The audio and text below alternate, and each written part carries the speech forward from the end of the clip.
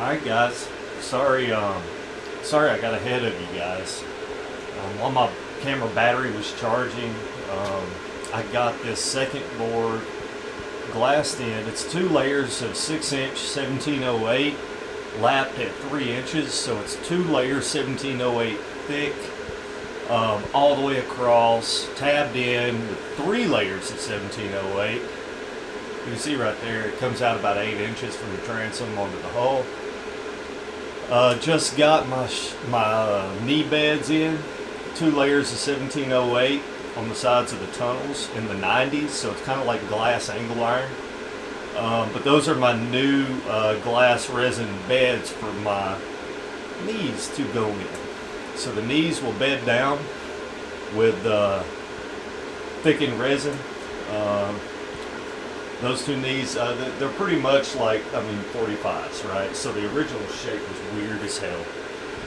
Not necessary. So I'm doing it this way. It's going to be cleaner and probably going to be stronger, actually. The way it was set before was very strange. But that's where I'm at, so I got to let this tack up, these knee beds. The transom's already tacked. Now I just got to let these knee beds tack up about an hour, maybe hour and a half, and I'll be able to set them in place and tab them in so they can set up overnight. So that's where we're at, guys. Making good progress. It is almost the end of the weekend, so hopefully I can get these knees at least tabbed in and maybe ferret in, get the radiuses with the thickened putty. Get all that done, and then next weekend we can glass them completely in and start building the center mounting plate for the motor with the cross brace. Get all that glassed in.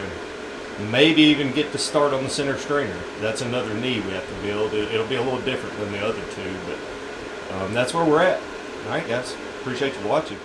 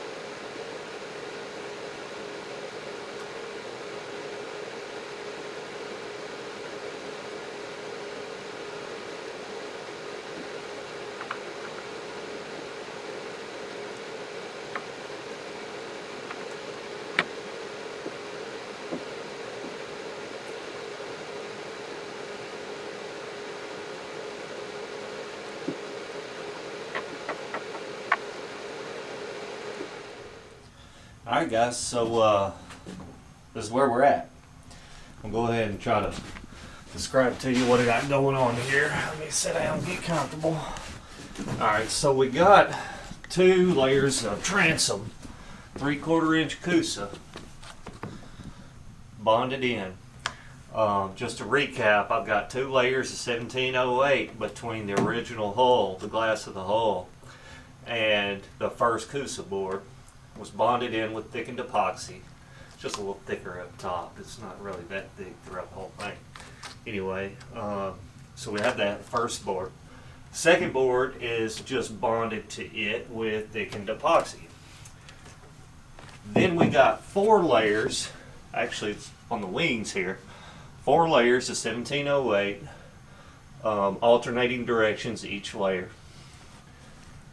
2 layers on the center, so you can see how I did it.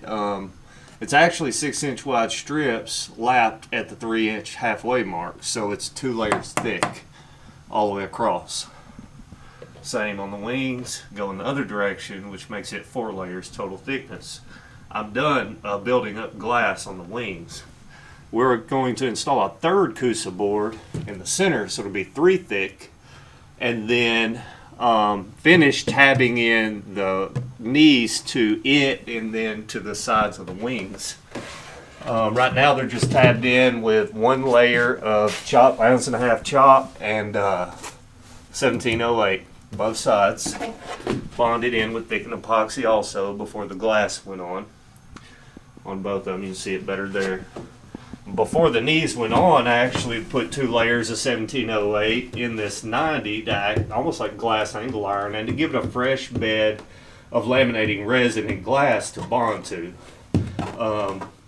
Bonded to the hull fairly well, I think. You know, I sanded the oxidation off, got down to fresh resin and glass, basically throughout almost the whole boat. Everywhere I planned on laying some glass, I went wild with it. I got one spot there I got to take some of that black gel off, and one spot right there I need to take that off. Had something in the way on both ends while I was doing all this grinding. And then you see where this 24 ounce come up from the floor. The floor had 24 ounce woven on it, and it ran up the sides here just a little ways, and you see it tore here, but I've got it sanded down flush.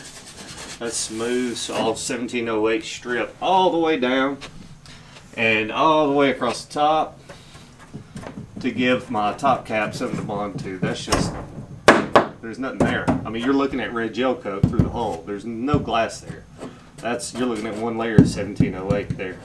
It's nuts, man. So I'm gonna add a little thickness, beef it up just a little bit, try not to add too much weight. But anyway, you can see how far out my glass stretches onto the original hull. A good ways, because I am bonding new glass to an old oxidized boat. I want as much surface area really to bond to, man. I don't want to risk and just come out 6-8 inches. You know, I'll come out 12-14 inches with it in the back here, all the way around. So I mean, it's strong. It's going to be tough. The knees are fixing to get wrapped completely after this 3rd board goes in. 3rd board's pretty much just the mounting plate for the motor, and it'll get 4 layers of 17. Well, I hadn't really decided. I'm thinking either 4 layers of 1708 or 2 layers 1708 and a layer of 24 ounce. I'm probably going to go 24 ounce and on the knees after I get some 1708 running around. 2 layers 1708, another layer here, all the way around, and then wrap the whole thing with 24. That's what I'm thinking. And then we're going to go ahead and put the center stringer in once that 3rd board is in, and then the cross brace going across that'll kind of split the mounting bolts of the motor. You can see I've got a few little air bubbles where I had to run screws into it. You see one there, one there. Where me and Tim sandwiched the Coosa to the hull with blocks of wood and screws, which is a great way to do it, especially when you're doing all the glass work afterwards. Not a problem. The back of the boat is going to get redone all that old glass is getting grinded down a bit. We're going to add a fresh layer, maybe two, and then ferret in, flatten it out. That's what we're going to do with that. But we're almost there. The transom was hard, you know, getting it cut perfect, getting those wings cut to the shape of the hull. I wanted a tight fit, and it is. I did a good job. Tim helped me out. We did great. You can see where the hull, just the shape of the hull, had these weird curves and things like that in it. Kind of hard to follow, but I think I did pretty good with the first board. Got it nice and even and true to the shape of the hull, even though the shape of the hull was kind of inconsistent in some places, in the transom anyway. But we're going to get that center stringer in, and we're going to cut it. We're going to stop about, again, because I've only got an 8-foot Coosa, so we're going to stop at 8 foot, get that glassed in, get our floor panel in for the fuel tank. So the fuel tank sits in between these knees on a panel that sits on that stringer, and that panel is going to be 1/4-inch Nitacore glassed on both sides. Light as all get at, lighter than a piece of 1/2-inch Coosa with glass on it for sure. No wood's going back in this boat, so it's all going to be all composite. I'm going lightweight because I'm adding so much glass. I've got to shed weight somewhere, and it's going to be in the flooring material. I'm using Nitacore, 1/4-inch. I mean, it'll be thin, but it'll be stout. It'll be strong. It will be stiff. Once we get up under the main floor section, you see that black line right there? Black line up, where'd it go? Up there by that tool. That's the length of the floor, roughly 7 feet or so. And it'll go all the way across. Once we get under here, we're going to really support this thing. The original design of these boats had a crappy stringer system and support system. The hull was not very rigid. I want it to be rigid but still light. So we're going to come up with something like a rib cage for it that still lets water pass through.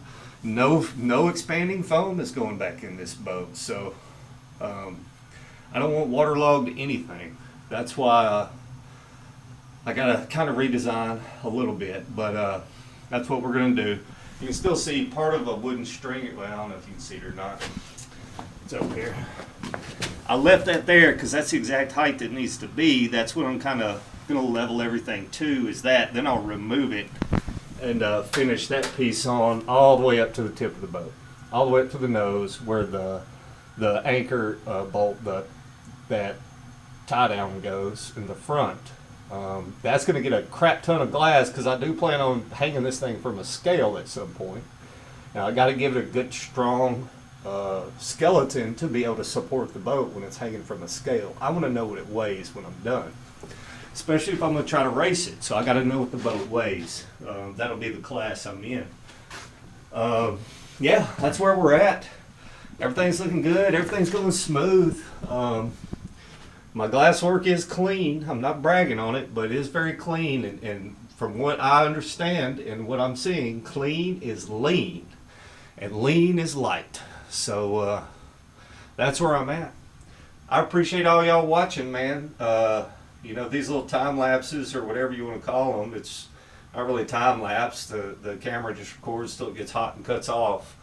And that's what you just saw, was clips of my work doing that. It's kind of hard to film and glass by yourself at the same time. You know, the glass is temperamental anyway. You've got a limited working time, and messing with a camera, especially an expensive Canon, when you're covered in resin, is not a great idea. So sorry about that, but that's where we're at. Glassing overall every hole in the hull, because I'm going to, they're all two-sided repairs, so once I flip the hull to re-gel the hull, that's getting done too. All these repairs will be made from the other side. And then I'm going to reconfigure the plumbing of the boat. The drain plug's still going to go where it is at the bottom on this side, on the starboard side. But the live well pump intakes, overflows, all that crap, I'm changing it up. I don't want all these holes in the boat. I am going to keep the drains in the tunnels. Got to keep those. I may lower them just a smidge. I don't know. They got drilled a little high. Someone come in after the fact and put those in. I did have to patch some holes that were knocked in the hull. You can see a couple dark spots there. That's because it's built up with glass and resin underneath that 1708. Those holes got permanently patched from the inside. I still got to do the outside, but y'all get to see all that. This is where we're at. Anyway, guys, this is really fun. It is time consuming, but I am having a blast doing it. I've got a ventilation system in here. If you're wondering why you don't see me wearing PPE, it's not necessary. That little guy right there moves 500 cubic feet a minute, and it goes out my wood stove chimney. I've got it tied in, taped off, it's sealed. Nice, it's 8-inch duct, and it's moving some freaking air. And it's right here where I'm doing the glass work. So what I do is I open windows upstairs, and it pulls vacuum in the basement. It pulls so hard and sucks fresh air from upstairs down to the basement to get a fresh air flow going out, and it keeps all the smell out of upstairs. And it's not too horrible down here. I've yet to feel any side effect or anything like that from breathing in fiberglass resin fumes. It's stout stuff. I mean, y'all, if y'all know fiberglass, it will put you on your butt almost like, overexposure to anything like that. Get you lightheaded, you know what I mean?